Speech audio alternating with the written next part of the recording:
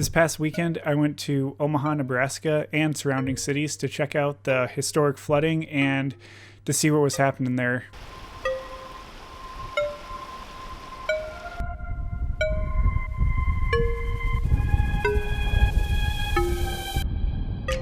The flooding was mainly caused by a bomb cyclone, which brought a lot of rain to the plains. What really made this a historic event, though, was the Spencer Dam that broke, that sent an 11-foot wave of water down towards Omaha. When I first arrived in Omaha, I went to a bluff that overlooked the city.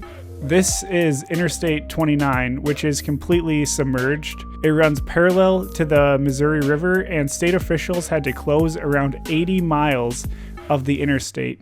Getting around anywhere was a challenge with all these road closures.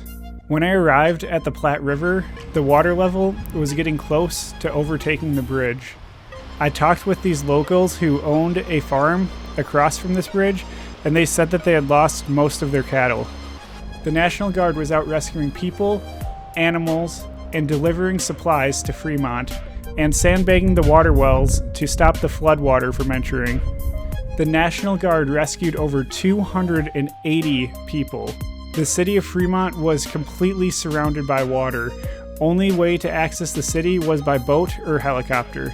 My main goal of going out there was to get videos and pictures of the flood, but that proved to be more difficult than I anticipated. With all the road closures and making sure to stay out of the way of the first responders, I didn't get much footage. I would have loved to get drone footage, but there was too much air traffic with all the National Guard helicopters, and I didn't want to interfere with their response. I was down in the city of Juan on Road E. There was this Jeep Wrangler that belonged to the Nebraska Department of Natural Resources. It was blocking the road, but the water was slowly starting to creep over on the other side of where it was parked. So I called the number on the truck to let them know, but there was no answer. Around 20 minutes later, there was a helicopter that landed around that area, and they were dropping off the driver of the Jeep Wrangler. I talked to him, and he said that the water was going to go over the levee and that they were going to evacuate that community that was nearby. 10 minutes later, a stream of fire trucks, ambulances, and police all came into this community to make sure everyone got out safely.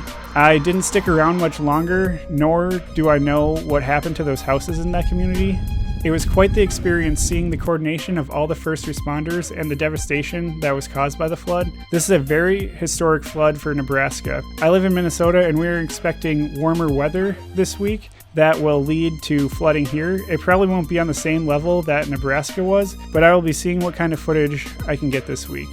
Thanks.